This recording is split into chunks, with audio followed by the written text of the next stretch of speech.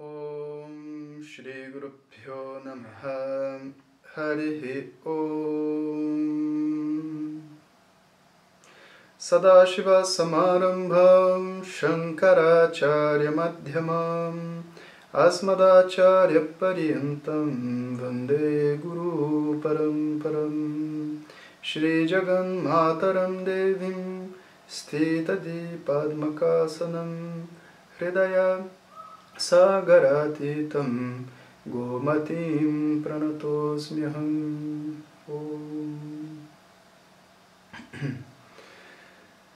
Então, pessoal, bom ver vocês aí de novo, todo mundo. A gente tá... Esse mês a gente vai fazer 2 satsangas, hoje e o do dia 22. E, teoricamente, no mês de outubro eu vou estar voltando para o Brasil em alguma data. A gente ainda não tem a data certa, né? E, então, no mês de outubro a gente não vai estar fazendo satsanga também por causa dessa movimentação toda, né? Eu sugeri como tema esse título, né? Como o Vedanta funciona.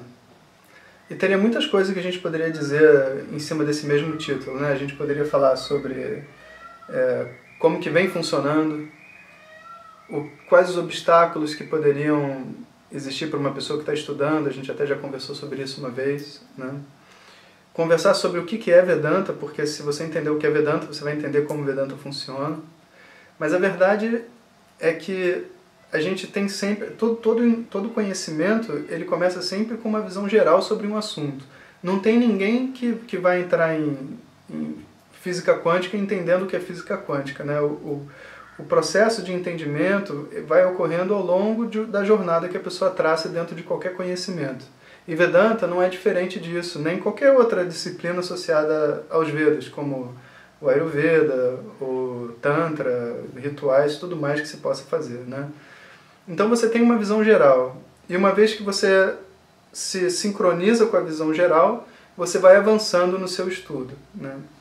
Então, qual que é a visão geral? Essa que é interessante. Qual que é o mote, a frase que vai fazer com que uma pessoa realmente se sente para estudar Vedanta? E que seja Vedanta, porque tipo, você pode também, hoje em dia a gente usa Yoga, Vedanta, todos esses nomes para um monte de coisa, né? Então a gente vai ter que definir o que é o estudo de Vedanta também. Mas a frase que faz a conexão com a pessoa, e que é tipo assim, aquela frase que pode estar sendo dita de diversas maneiras, mas só tem uma frase, né? É a seguinte, né? É a frase que abre a possibilidade para a pessoa de que o que ela está buscando na vida dela, ela já tem. Essa ideia tem que ser apresentada para a mente. Então, todos os outros campos que a gente estiver falando de conhecimento, de ação, mesmo dentro dos Vedas, vai estar falando, você toma um determinado remédio e tal coisa acontece com você. Você faz uma determinada meditação e a sua mente vai ficar de uma determinada maneira. Mas existe um campo de conhecimento dentro desses mesmos Vedas que vai dizer assim, olha, em termos de felicidade, tudo que você precisa, você já tem. Essa frase, ela pode ser apresentada de diversas maneiras. Ela pode ser, em alguns textos, como na Taittiriya Upanishad, eles vão dizer assim, Brahmavita Apnoti Sarvam, aquela pessoa que conhece Brahma, que conhece o significado dos Vedas, ela alcança tudo. Um segundo. Pronto. Ela alcança tudo, né? E se é possível uma pessoa entender alguma coisa e alcançar a felicidade ou se ver livre do sofrimento, é porque, de alguma maneira, ela já tem tudo necessário para ser essa pessoa feliz, porque conhecimento não traz nenhum tipo de mudança, né? Senão a pessoa não precisava cozinhar, né? Era só ler o livro de receita, como diria o Swami Dayananda. O Swami Dayananda fala assim, conhecimento sobre o mundo tem que sempre ser acompanhado de ação. Então, se eu tenho conhecimento sobre pizza, né, eu tenho que fazer a pizza, senão a fome não se sacia, a menos que você coma o livro de receita, né? Essa é a piada dele, ele já fez pelo menos umas 100 vezes desde o início do curso, né? Mas alguém chega para você e diz, então, de uma maneira ou de outra, vai dizer assim, olha, aquela pessoa que conhece Brahma, ela obtém o que é de mais elevado na vida. Ela não tem que fazer nada, ela não vai para um outro lugar depois de morrer. Não, aqui vivendo, ela alcança tudo. Aí um outro texto vai dizer assim, vai começar de uma outra maneira, e vai falar assim, a causa do sofrimento é a ignorância. Pô, como que a causa do sofrimento é a ignorância? Né? Ok, né? Como, porquê e etc. é o desenvolver do estudo, né? Mas a frase tem que ser apresentada. E geralmente, né, um estilo que eu gosto muito é quando você conta uma piada, né? Ou qualquer outra coisa que você diga para uma pessoa que faça ela rir espontaneamente, como se não houvesse problema nenhum. E você fala, olha, se é possível uma pessoa rir de uma piada, mesmo com todos os problemas que ela diz que ela tem, então esses problemas não podem ser tão reais assim. Vamos dizer assim, a relatividade dos problemas fica muito evidente em alguns momentos da nossa vida. Então, pegando apoio nessas experiências, a gente joga essa máxima. Uma vez que essa máxima é jogada, então começa uma jornada de estudo. Então eu quero entender um pouco mais, mas como assim, conhecendo Brahma, eu estou livre, eu satisfaço todos os meus desejos? Como assim eu tenho que me livrar da ignorância? Como que a ignorância veio parar? Sabe, onde que esse mundo vai me levar? Todas essas perguntas vão surgindo, né? Elas naturalmente no processo de estudo. Mas o começo é essa possibilidade de ser feliz aqui e agora. Isso é uma coisa interessante, porque em termos filosóficos, né, você não tem nada que te apresente esse tipo de solução. A gente encontra em qualquer religião, mesmo hindu, né, se fala de religião, ele vai estar dizendo que você tem que fazer alguma coisa para que no futuro, depois da morte, você alcance uma outra coisa.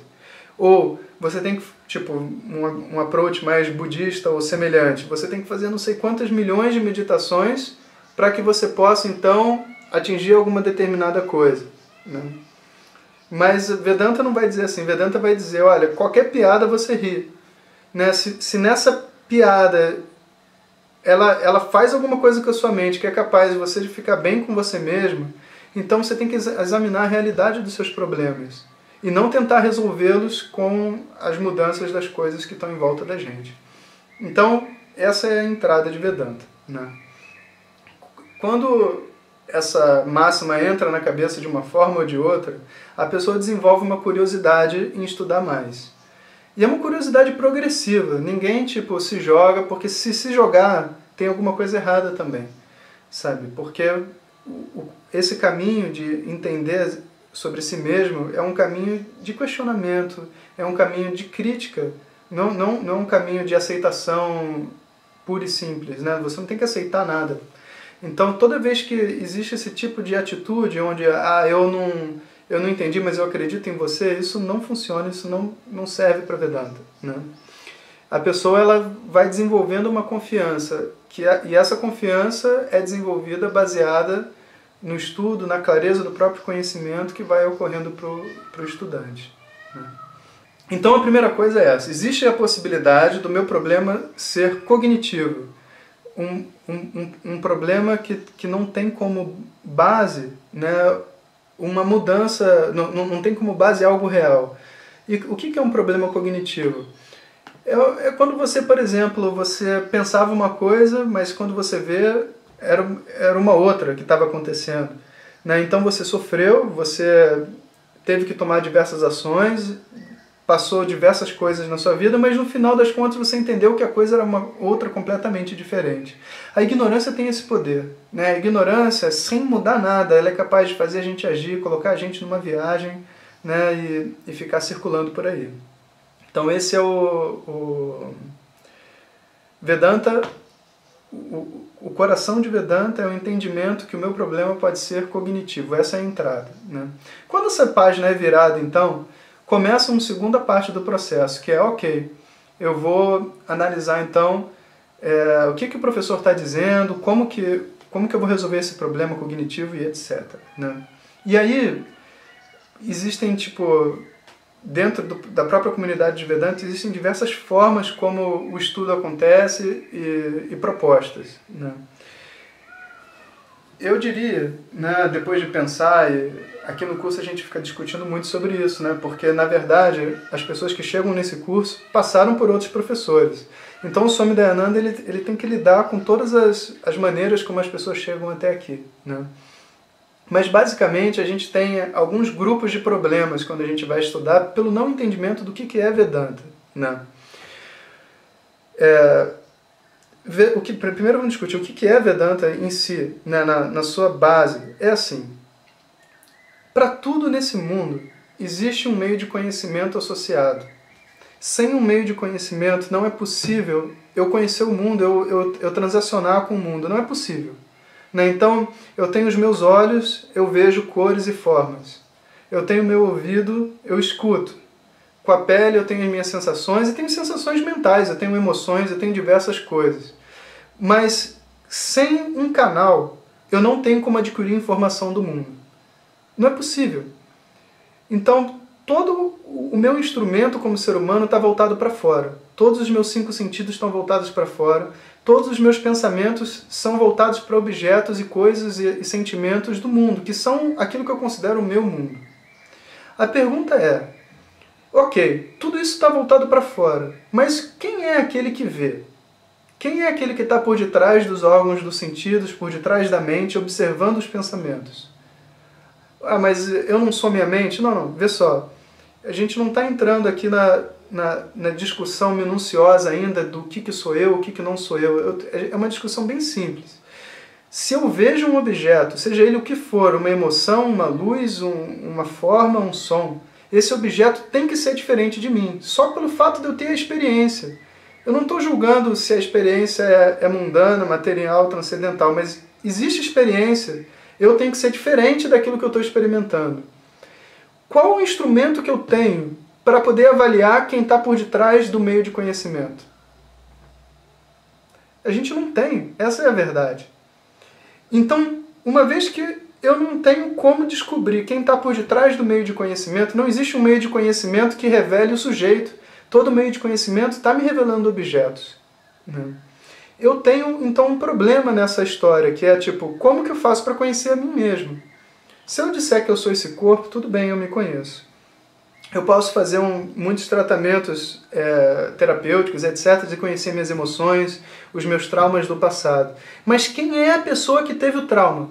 Quem é a pessoa que estava lá por detrás da mente, vendo e sentindo todas aquelas emoções? Quem é a pessoa e não a mente? Ah, mas quando eu morrer eu vou viajar para um outro lugar. Ok, quem vai viajar? Quem está por detrás de tudo isso? Né? Eu não tenho meio de conhecimento. E a gente fala sobre essa entidade como sendo o significado da palavra eu, como se a gente soubesse o tempo inteiro. Mas na verdade a gente só está pegando objetos que estão próximos de mim, tipo o meu corpo, a minha mente, e chamando de eu. Então eu digo, eu estou muito cansado. Quando eu digo eu estou muito cansado, o nariz não está cansado. A mente está cansada. Quando eu digo, poxa, eu estou tão gordo, você está gordo? A mente está gorda? Não, o corpo está gordo. Tudo bem que a mente tem que estar gorda porque o corpo está gordo, mas o corpo está gordo. Né? Ok, mas eu estou muito agitado, eu não estou conseguindo dormir direito. Todas as vezes que eu falo sobre o eu, esse eu, o meu dedo para em algum objeto, para no meu corpo ou para na minha mente. Então a questão é, para aquilo que está por detrás de todos esses instrumentos, não existe um meio de conhecimento disponível. Ok? E aí como que a gente resolve esse problema? Essa é a segunda etapa da história. Né? A primeira eu entendo que o problema é a ignorância. Depois eu entendo que o problema é a ignorância, mas eu não vou resolver com os meios de conhecimentos que eu tenho disponível. Então agora eu fico numa encruzilhada. O que eu faço? O que o professor está falando faz sentido e ao mesmo tempo, o que eu vou fazer? Eu vou fazer meditação? Não. Seja lá o que você meditar, o objeto de meditação tem que ser diferente de você. Né? Putz, então o que pode ser feito sobre isso tudo? Né? Aí o professor fala, olha, tem uma possibilidade ainda, que não foi explorada. Qual? É existir um meio de conhecimento que funcione como um espelho. Né? E o que é isso? É assim, os olhos, eles podem ver todos os objetos que têm disponíveis na criação, mas eles não são capazes de ver o próprio olho. Eu não tenho como saber a cor do meu olho, a não ser que eu use um instrumento que me mostre isso, um espelho, que funcione como um espelho. E mesmo assim eu não vou estar vendo a cor dos meus olhos, eu vou estar vendo uma imagem refletida no espelho, mas através dessa imagem eu consigo entender qual é a cor do olho, né? Então é possível que exista um instrumento que revele para mim a natureza do sujeito, que funcione como um espelho. Ok. E existe esse instrumento? Aí o professor fala exatamente, isso é Vedanta. Vedanta é um instrumento na forma de palavras, quando utilizados por um professor, que faz o sujeito entender a sua própria natureza. Não está mostrando mais um objeto da criação, né? Bom, então, se é um meio de conhecimento, ele tem que ser tratado assim como os outros meios de conhecimento que eu tenho. Vê só, eu tenho o olho funciona de uma determinada maneira, eu preciso de luz, eu preciso estar com os olhos abertos, eu tenho que focar numa determinada direção e até colocar minha mente ali para conseguir ver um determinado objeto. Ele tem um método de funcionamento, né? Eu decidi o método de funcionamento? Não decidi. Para falar a verdade, a gente está a todo momento tentando entender aquilo que foi dado para a gente em relação a esse corpo e essa mente. Como que os nossos traumas psicológicos surgem, como que o nosso corpo funciona, a nossa fisiologia funciona. A todo momento a gente está ali tentando entender um pouco mais para poder usar um pouco melhor esse corpo. E Vedanta é a mesma coisa. Vedanta é um meio de conhecimento na forma de palavras, que ocorre na transmissão entre uma pessoa e outra. Ele tem uma maneira de ocorrer, e é por isso que a pergunta como o Vedanta funciona. Ele tem uma maneira, né? Mas por que não pode ser de uma maneira diferente? Será que eu não posso descobrir o eu com um outro instrumento? Imagina você falar assim, será que eu não posso, sei lá, escutar com o meu olho? Você não vai escutar com o olho. Não é possível, porque uma coisa serve para uma coisa, outra coisa serve para outra coisa. Como é que você sabe? Usando. Então, um detalhe interessante de qualquer meio de conhecimento é que ele não requer a prova de um outro meio de conhecimento. A prova está nele mesmo. Então, se eu disser para você que o meu ouvido está escutando, não tem o quê. Eu não tenho como provar para você que o ouvido escuta. Ou você tem um ouvido e escuta, ou você não tem como resolver esse problema. Então, imagina, você não tem como, através da sua visão, definir se você está escutando ou não. Você não tem como, através do tato, dizer se um objeto tem uma determinada cor ou uma outra cor. O que um meio de conhecimento diz, outro meio de conhecimento não é capaz de dizer. Mas tem um detalhe. Qual? Quando eu estou usando um determinado meio de conhecimento, eu tenho um conjunto de experiências que são blocos na minha mente. Eu vejo a água e coloco a mão, eu sinto uma determinada temperatura na mão. Então eu conecto aquela temperatura com a visão da água. Aí eu bebo a água. Então eu posso comparar as minhas experiências e falar assim, olha, eu acho que eu não estou enxergando direito, porque eu estou vendo duas luas. Né? Com base em que eu faço essa análise? É uma análise de realidade, eu faço com base na lógica e das experiências que eu já tive antes disso. Né? E isso a gente não abandona em nenhum meio de conhecimento. A gente usa a nossa mente, as nossas experiências, para avaliar o que o meio de conhecimento está trazendo para a gente. Mas a gente não vai duvidar do que o meio de conhecimento está dizendo. Vê só, se você vê duas luas, você vai dizer, eu estou vendo duas luas, mas sei que duas luas não existem. Portanto, meu olho não deve estar funcionando direito. Mas você não vai questionar se você está vendo duas luas ou não. O que o meio de conhecimento dá, só ele comprova. Então, a partir do momento que eu entendo que Vedanta é um meio de conhecimento, né, só tem uma coisa que pode ser feita. É tentar ver com os olhos do que Vedanta está propondo. Assim, é um meio de conhecimento? É. Então tem que mostrar quem eu sou. Isso. Então agora você usa o meio de conhecimento e vê se funciona. Né? Poxa, mas o caminho deve ser um caminho de muitas vidas, né? Então, poxa, eu vou ficar usando esse meio de conhecimento esperando... Não é assim. No momento que você escuta um professor falando a respeito de Vedanta, naquele mesmo momento, você enxerga a pessoa livre que você é. O meio de conhecimento está funcionando. Quando eu digo assim, eu sou uma pessoa livre, e eu sou diferente do meu corpo e da minha mente, essa é a operação do meio de conhecimento. Não existe nenhuma outra filosofia ou coisa da Terra capaz de dizer para você que você é a solução dos seus problemas e você se vê como a solução. Essa é a essência do meio de conhecimento. Agora, eu me considerar esse corpo e essa mente é algo que eu já chego com esse bloco. Quando você chega para um professor, você já tem um conjunto, né, de identificações que está na mochila. Né? Então o trabalho do professor vai ser discutir com você. Por que você tirou essa conclusão? Porque não adianta o professor dizer, olha, você é livre. Né? Você não vai morrer porque você nunca nasceu. É uma verdade. Mas isso não vira verdade para mim, a menos que eu consiga entender. E parte do meu problema são as conclusões que eu já tirei antes de chegar na aula. Né? Então, por exemplo, se você for analisar, né, por exemplo, assim, não, mas o meu corpo sou eu. Por que o corpo é você? Porque eu sinto com o corpo. Aí você fala, ok, mas vê só, se você perder o braço, você diminui de tamanho? O corpo diminui de tamanho, ok, mas o eu, você fecha o olho e fala eu. Você acha que vai ter alguma mudança nessa experiência? Não vai contra. O corpo vai diminuir, ok. Você acha que esse corpo a gente tem uma experiência, né, de que esse corpo é meio que eterno, né, porque a gente está vivendo com ele a todo momento. E a gente propaga essa eternidade. Mas todo mundo sabe que esse corpo vai morrer. E para falar a verdade, ele está morrendo. A todo segundo ele está morrendo e está se transformando. O corpo está mudando. O corpo está mudando. Você continua o mesmo? Eu continuo o mesmo. Então tem que ter alguma coisa nesse corpo que não está mudando. Né? Opa! Aí a lógica, ela vem junto com o Pramana, junto com o meio de conhecimento, para fazer com que o que o meio de conhecimento disse seja uma verdade para a mente, para ela poder dizer realmente, eu sou livre. Né? E para isso, as minhas conclusões erradas têm que ser refutadas. Então tem um processo onde todas essas coisas que estão prendendo ali na mente vão ser discutidas, avaliadas, né? E ao longo do tempo, naturalmente, vai ser assimilado pela pessoa que está buscando a visão que o professor está passando. Né? Ok. Até aí, tudo bem. Né? Se você vai acompanhando a história, você fala tudo bem. Mas aí tem muita gente estudando. Tem muita gente que dedica a vida para estudar e que passa anos e anos e anos e anos estudando. E não tem um fim. Não tem um fim. Quem disse que não tem um fim? Esse é outro conceito, né, que a gente tem. Não tem fim.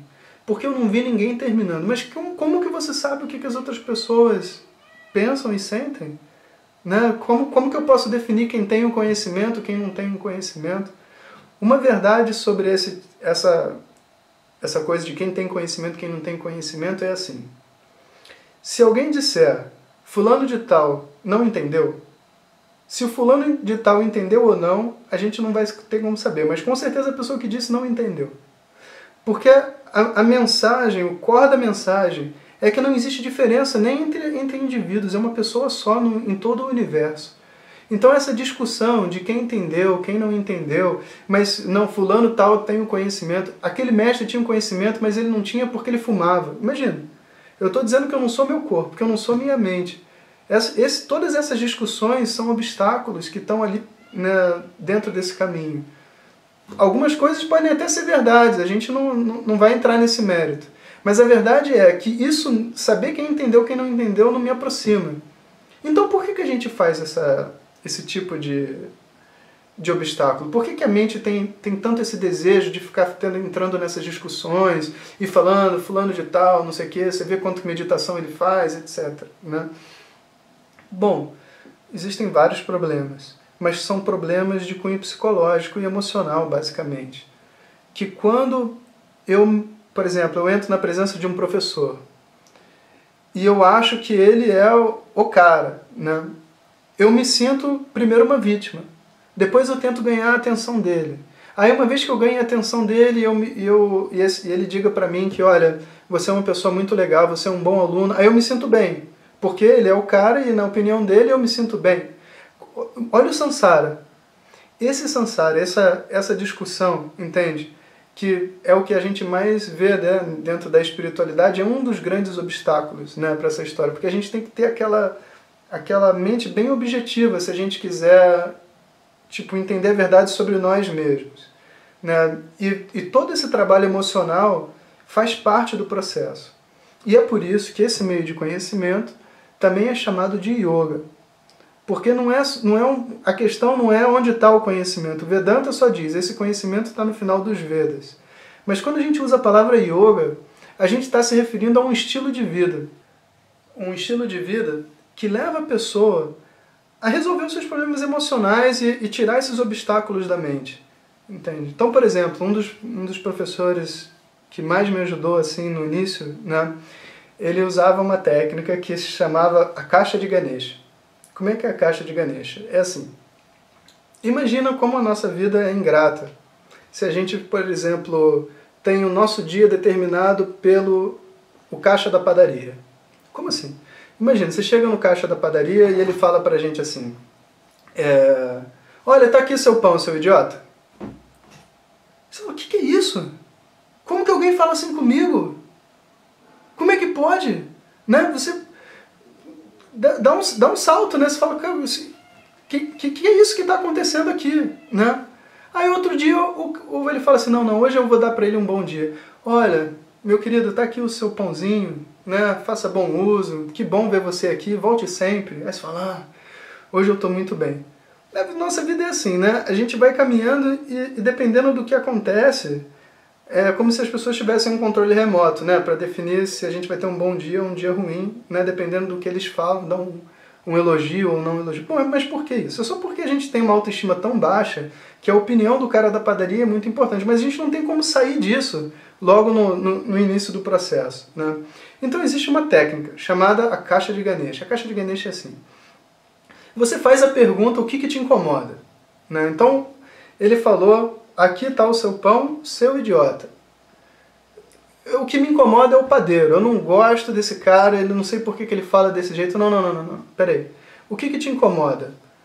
É o padeiro ou é o fato dele ter te chamado de idiota? Porque no outro dia ele te chamou que falou que você era um grande amigo e você gostou. É verdade. Eu não gosto que ele me chame de idiota. Ok. Então o seu problema já não é o padeiro. Então você pega o padeiro e põe dentro da caixa de Ganesha e fala assim, Ganesha me chamou de idiota. Ok. Porque não me interessa quem me chamou de idiota, de verdade. Eu não quero ser chamado de idiota. Então você põe na caixa. Ok. Aí você pega a palavra idiota. Idiota. Tem 5 linhas. 5 letras. Idiota. Não, tem 6 letras. Tem 6 letras. Idiota. Alguma dessas letras você não gosta? É o som? Não é o som. Eu não gosto do significado. Sendo o significado da palavra. Ok. Então você pega a caixa de Ganesha e coloca o som lá dentro. E fala, eu não gosto do significado da palavra idiota.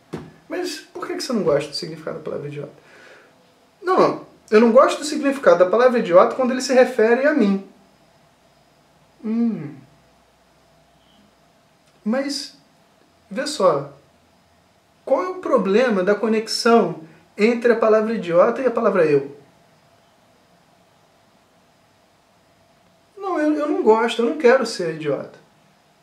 Ok, então o problema não é a conexão, o problema é que você não quer ser idiota, porque se você quiser ser idiota, pronto, resolveu o problema. Não, eu não quero ser.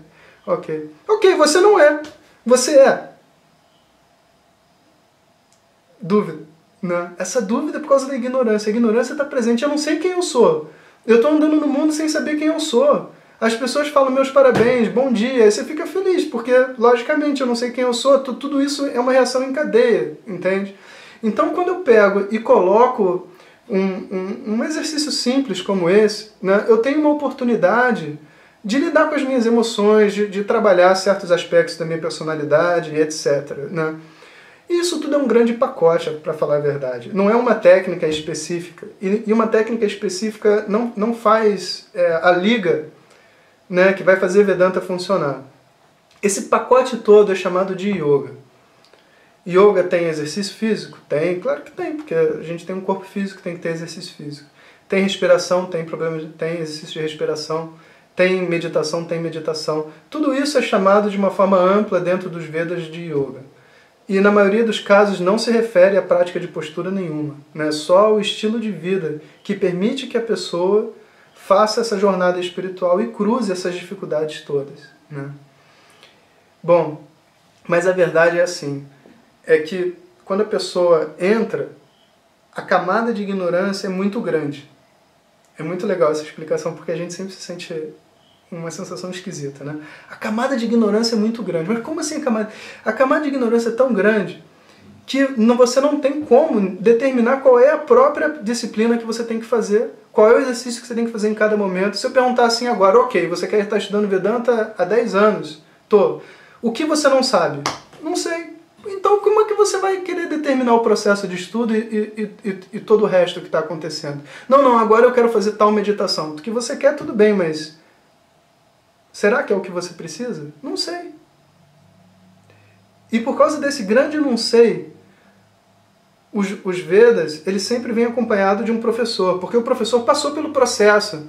E depois que você passa pelo processo, depois que você aprende a andar de bicicleta, você sabe para que serve cada coisa. A rodinha serve para não sei o quê.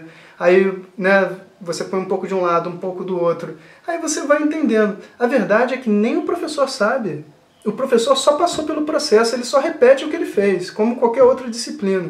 Então, o que o Swami Dayananda fez, ele tenta repetir para o próximo.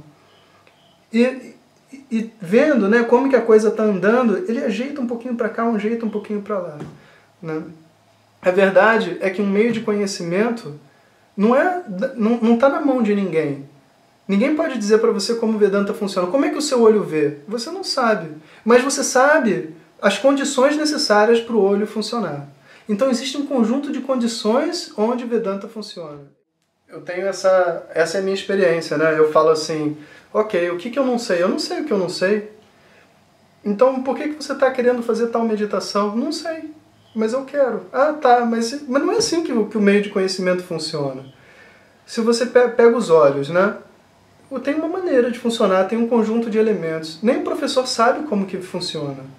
A verdade é que ele repete o que aconteceu com ele. Então é que nem andar de bicicleta. Você sabe, olha, você põe a rodinha de um lado, põe a rodinha um pouco do outro, e no processo a coisa acontece. Tem uma química interna que faz a coisa acontecer. Como que o ouvido funciona? Eu não sei, mas ele funciona, ele tem um jeito de funcionar. Então a gente aprende os elementos necessários para que o meio de conhecimento funcione e dá essas condições. É assim que a gente usa um meio de conhecimento, como qualquer outro. Então você pega os Vedas, aí você vai analisar o que esse meio de conhecimento diz, como, olha, o que é necessário para eu funcionar. Ele fala, olha, você precisa de um professor. Ok, tem lógica, né? Você precisa dos Vedas. O professor sem os Vedas, um professor que não tem estudado os Vedas, ele não pode dar o conhecimento. Por quê? Porque o conhecimento está presente nos Vedas, né? Então, eu preciso do professor e dos Vedas como um conjunto, né? A visão do professor que é dada através dos Vedas. Mas então, será que eu não posso simplesmente estudar os Vedas? Não. Não pode. Ué, mas por que não? Ué, porque o próprio método requer o texto como uma forma de... É quase como se você fosse fazer um salto com vara, né? O texto leva a mente até um determinado local. Mas o que está acontecendo é a visão do professor está sendo passado para o aluno. Então, assim, na natureza do conhecimento não é possível sem o professor, nem que tenha todo o estudo acadêmico e etc. Ok. Que mais? Então basta o professor? Não. É preciso daquilo que é chamado de yoga. O que é yoga? É um estilo de vida. Não é nenhuma atividade em particular. É todo um grupo de coisas que vão permitir com que a mente faça o salto. E é essa que é a questão. Tem um salto para ser realizado pela mente, para ela poder entender. Uma hora você vai dizer, entendi. Né? Mas para que esse salto ocorra, a mente tem que ter um determinado conjunto de coisas.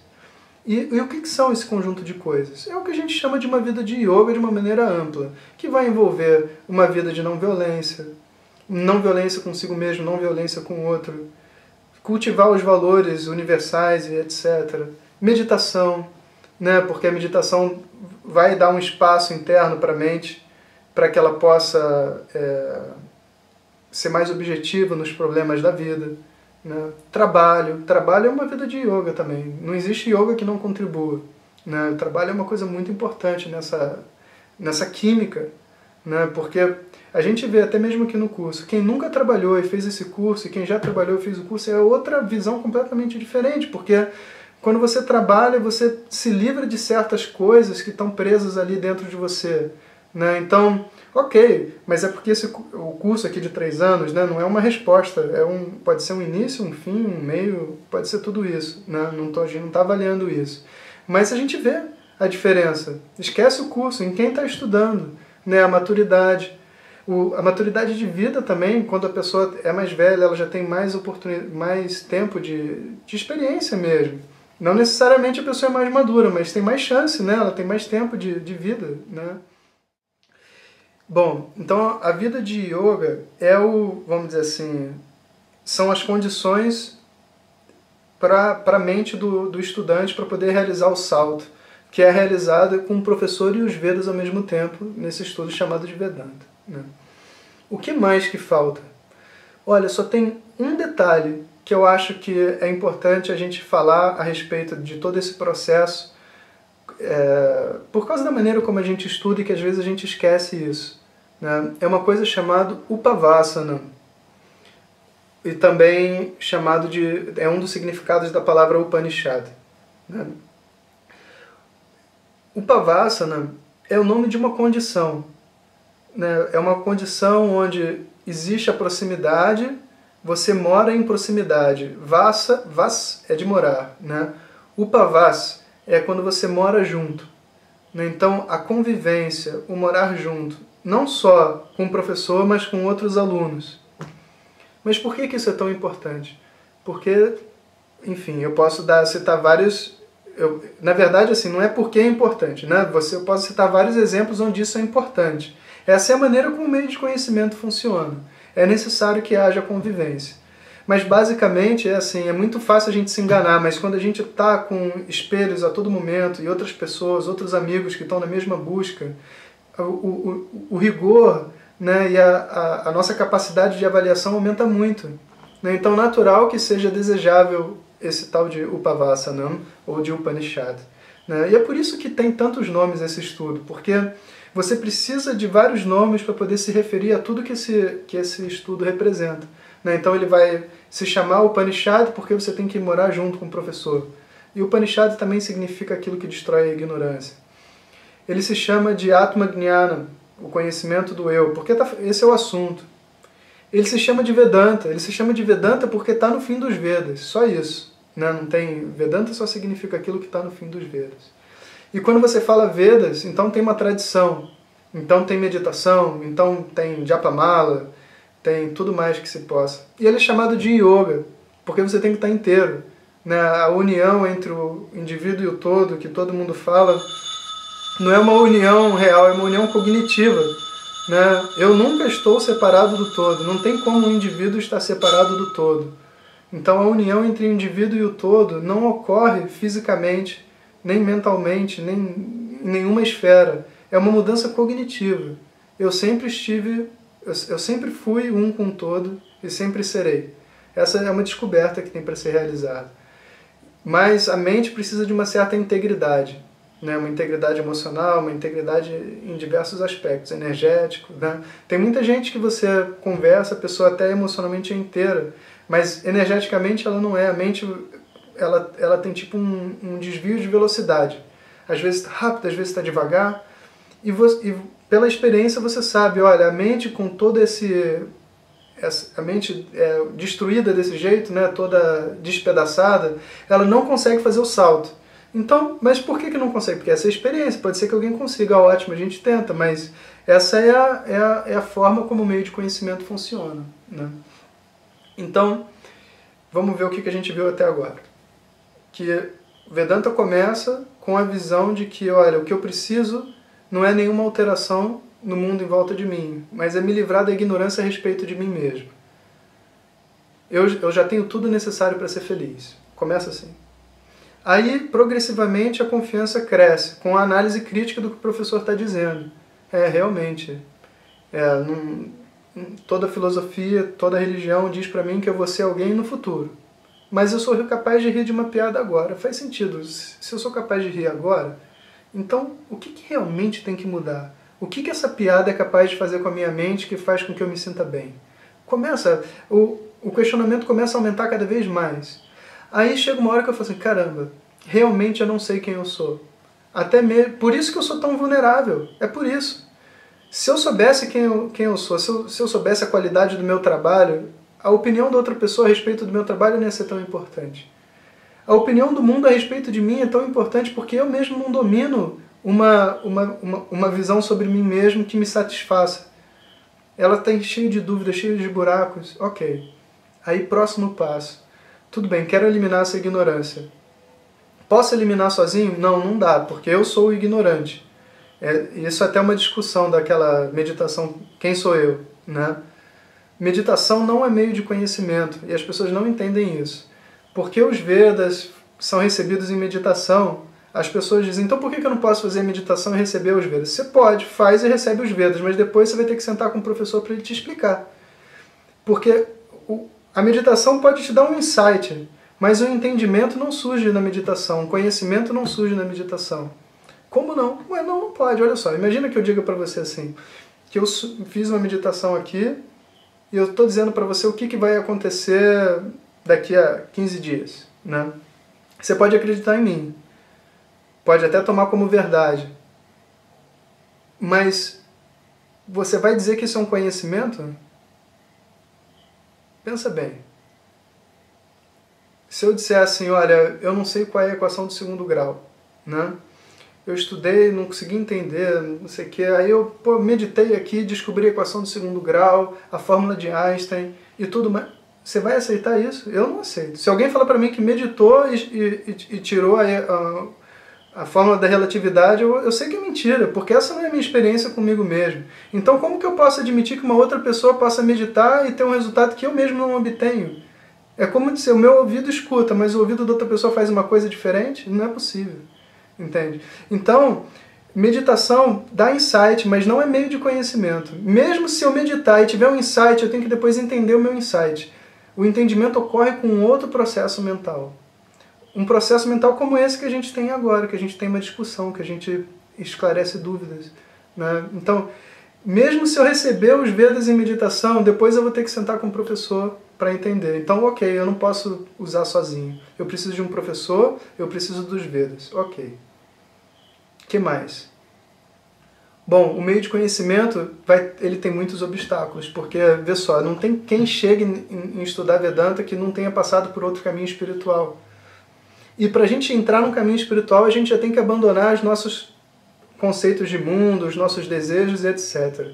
Você abandona uma vez, mas abandonar a segunda é muito mais difícil. Né? Tô vendo. Abandonar a segunda vez é muito mais difícil que abandonar a primeira. Né? E é necessário uma certa coragem interna.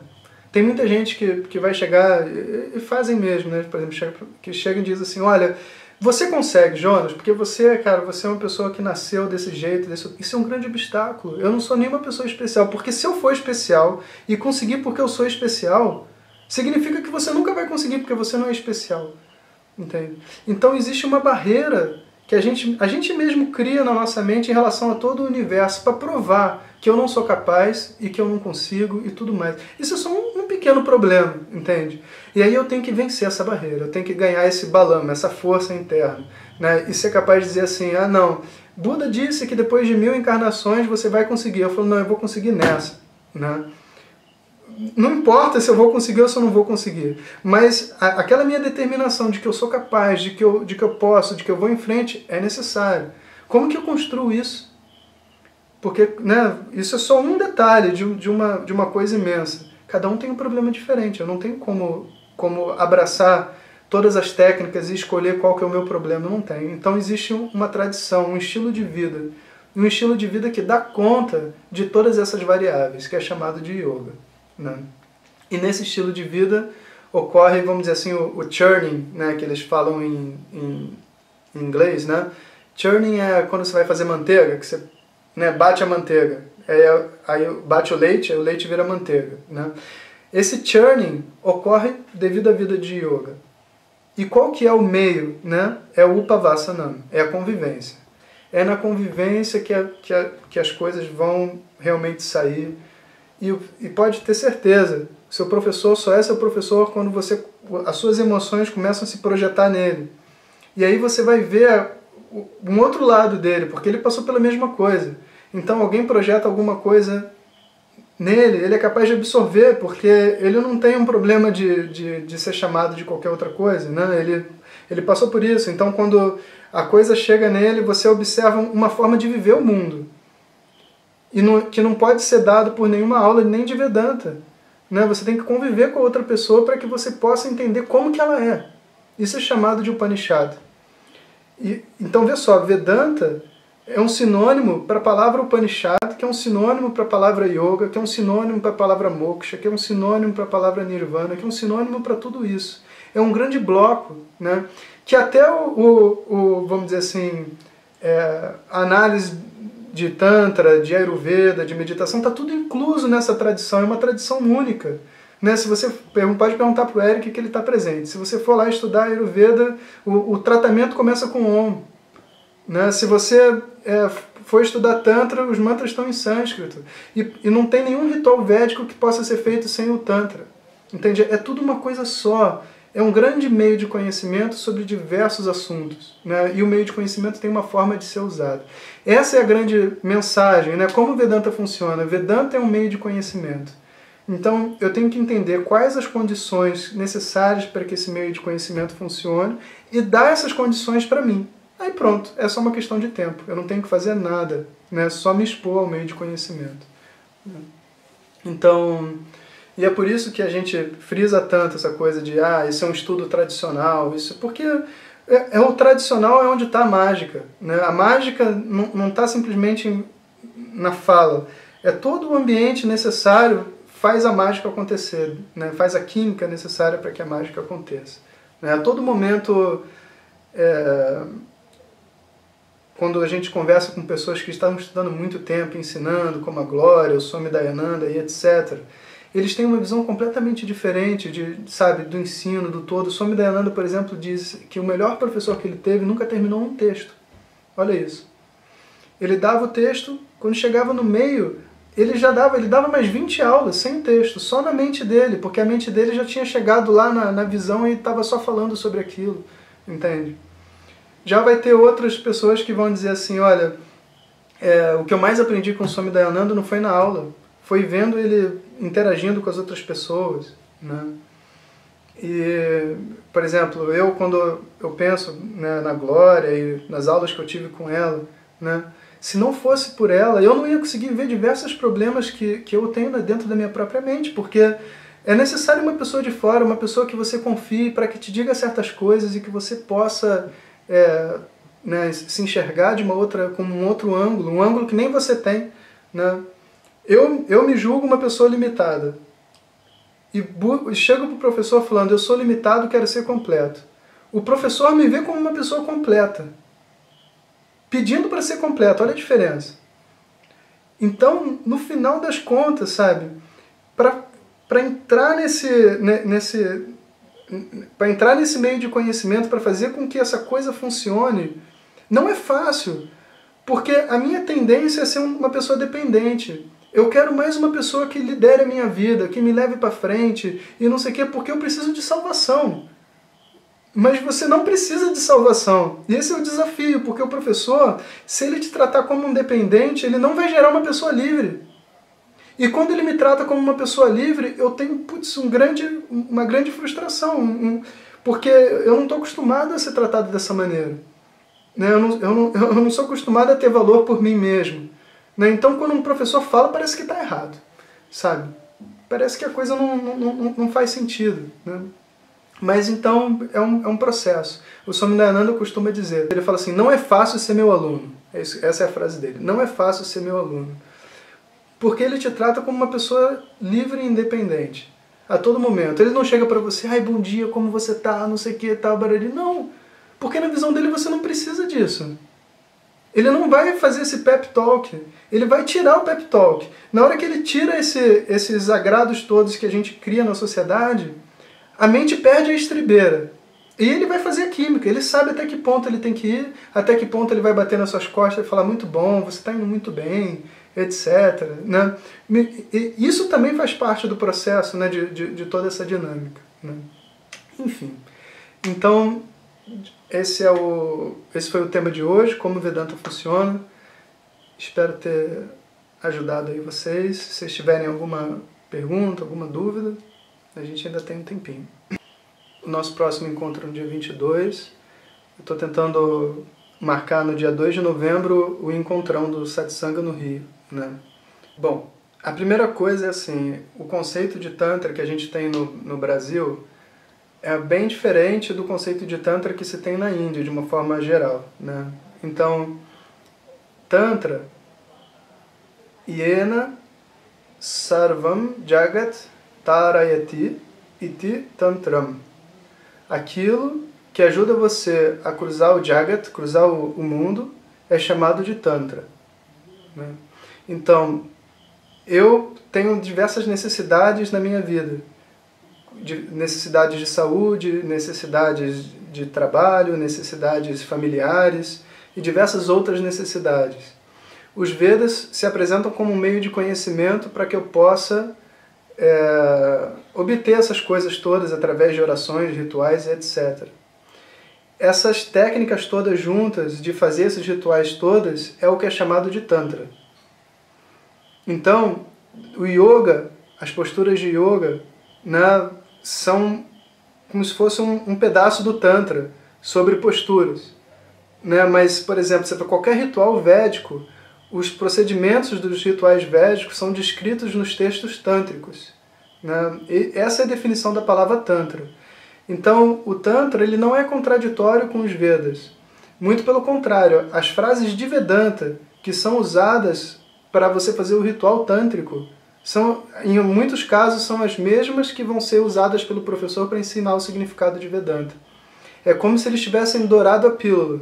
Então, se você quiser conquistar o mundo e cruzar vamos dizer assim, cruzar o samsara, que é tipo ganhar dinheiro e tudo mais, etc., você vai ter que aprender os versos dos Vedas. E esses versos dos Vedas estão preparados para levar sua mente além, né? Então, eles não são contraditórios, eles só têm propósitos diferentes.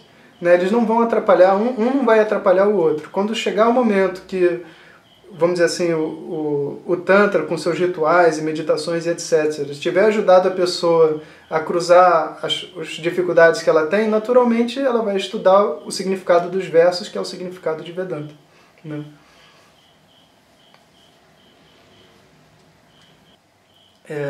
Mas eu estava falando, a gente tem um tabu a respeito dessas questões também de sexo e tudo mais, né?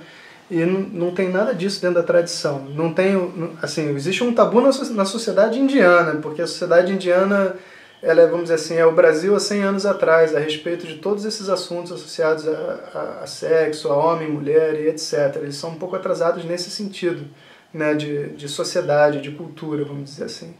Tá, da interação entre pessoas e tudo isso. E isso é uma coisa que a gente tem que reconhecer, porque senão a gente vem pra cá e fica maluco, né?